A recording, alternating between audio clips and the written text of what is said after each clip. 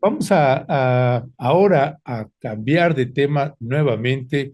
Perdone usted que vamos a estar así de brinco en brinco, pero pues bueno, no vaya usted a pensar que la periodista que va a ver ahorita cuadro está en el cielo, escribe como, sí, como las diosas y los dioses, pero no, no está en el cielo, aunque así lo parezca, y es precisamente Lidiet Carrión de pie de página que ya se encuentra aquí con nosotras y nosotros. Lidiet, muy buenos días, bienvenida. Hola, buenos días, Ernesto. Qué gusto saludarte. Muchas gracias por la invitación. Gracias, gracias, Lidiet. Está publicando Lidiet en pie de página precisamente una nota que se titula Piden en la Comisión Interamericana de Derechos Humanos a la Comisión Interamericana de Derechos Humanos admita el caso de cártel inmobiliario en México. Vaya, vaya nota y el ángulo que se le pueda estar dando a un cártel inmobiliario para que pueda entrar, pueda ser admitido este caso en la Comisión Interamericana de Derechos Humanos. Lidiet, cuéntanos de qué va. Sí, claro. Bueno, como tú debes saber, es un caso como complejo y largo en el tiempo. Empieza prácticamente desde desde el 2000, cuando llega Vicente Fox a la presidencia de la República y él promete ser como algo así como el presidente de la vivienda. Entonces meten vía Infonavit una serie de reformas. Eso no está tan narrado en el reportaje, es algo que he ido como buscando a lo largo de distintos momentos y en otros reportajes. Hacen una mancuerna terrible entre lo que es el Infonavit y distintas, en aquel momento de distintas inmobiliarias, el trabajador pudiera tener como su vivienda, pero se hacen estos fraccionamientos que, bueno, tú y yo conocemos, que están por todo el país, de cajas de zapatos con materiales muy corrientes, de una hechura muy mala, además de eso, casas de 25 metros cuadrados, en lugares muy alejados, sin los suficientes servicios.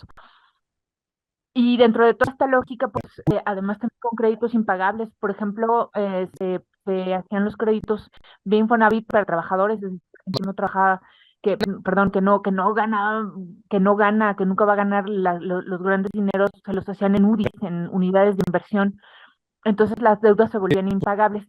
En todo este esquema se dio un proceso de despojo, mucha gente perdió su casa, mucha gente no pudo habitar su casa y todo esto ha generado una crisis a niveles enormes.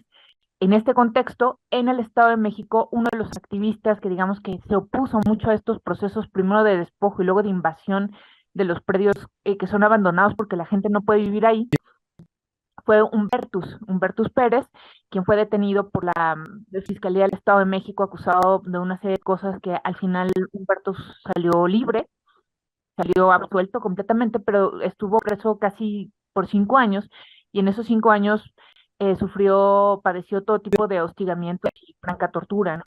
Entonces, esta organización está tratando de que la CID, de que la Comisión Interamericana de Derechos Humanos, conozca, que admita el caso del cártel inmobiliario, de todo este proceso de despojo que se hizo a los trabajadores, a las y los trabajadores de México, y que además conozca el caso el caso específico de Humbertus Pérez.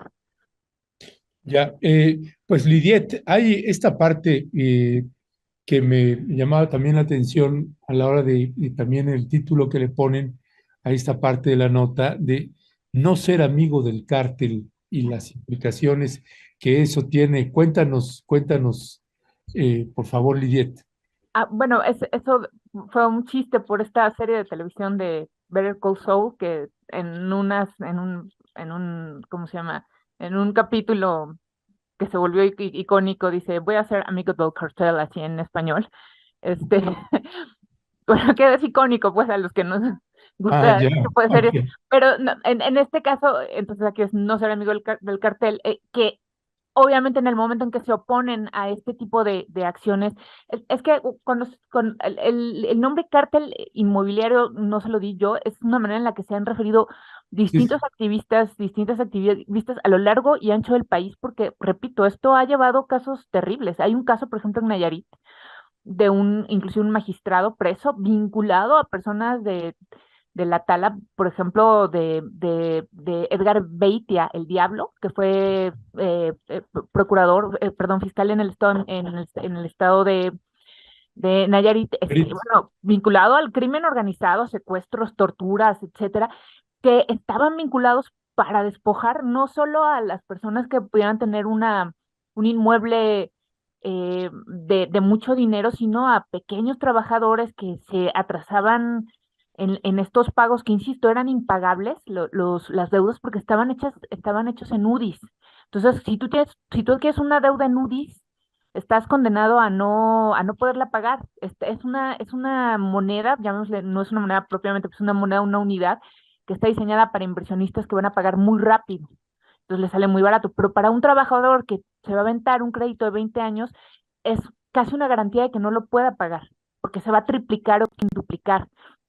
Entonces, estaba involucrado eso, y estaban involucradas inmobiliarias, porque una vez que despojaban a los trabajadores de sus, ¿cómo se llama? De sus casas, ya había una inmobiliaria que las iba a comprar literal por 3 pesos para venderlas luego al triple o el cuádruple, sin importar si esas casas estaban o están en lugares aptos para ser, ¿cómo se llama? Para ser habitadas. Por ejemplo, me tocó documentar el caso de una colonia en Ciudad Juárez, que la construyeron, o sea, con dinero del Infonavit, es decir, con el dinero de los trabajadores, con el dinero del pueblo, por decirlo de alguna manera, eso en un lugar que se llama Laguna de Patos, y se llama Laguna de Patos porque es una cuenca que es un inundable, es un terreno inundable, que cada vez que llueve en Juárez, pues era una laguna.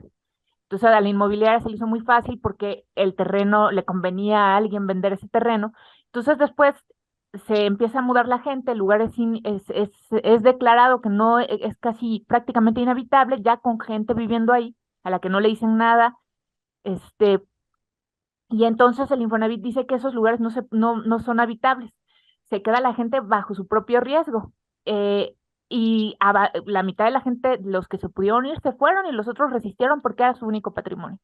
Entonces llega gente a habitar ese lugar, gente que no tiene ni Infonavit, que no tiene seguridad social, se vuelven vecinos, empiezan a buscar hacer suya esa propiedad que ya fue abandonada, y en eso llegan, a partir de estos manejos muy corruptos, esas casas empiezan a formar parte otra vez de otras inmobiliarias que las vuelven a vender, aunque no estén, aunque legalmente ni siquiera se puedan vender, pero a los pocos que llegaron ahí por estas condiciones de marginalidad tan grande en la que viven, ellos son de nuevo despojados.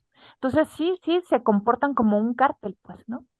Como un cártel, pero es un sistema enorme que opera, insisto, a lo largo y ancho de nuestro país.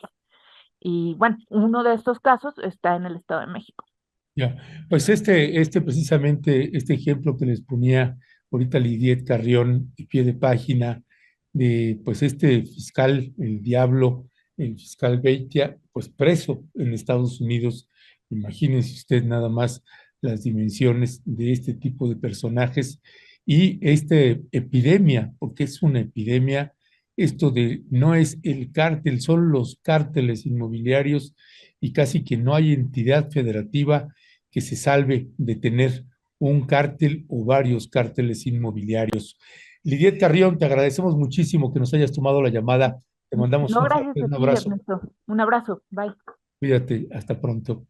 Pues bueno, es Lidiet Carrión de pie de página. Le vamos a pegar la liga para que usted pueda asomarse a leer este trabajo periodístico siempre de estas queridas y entrañables colegas de pie de página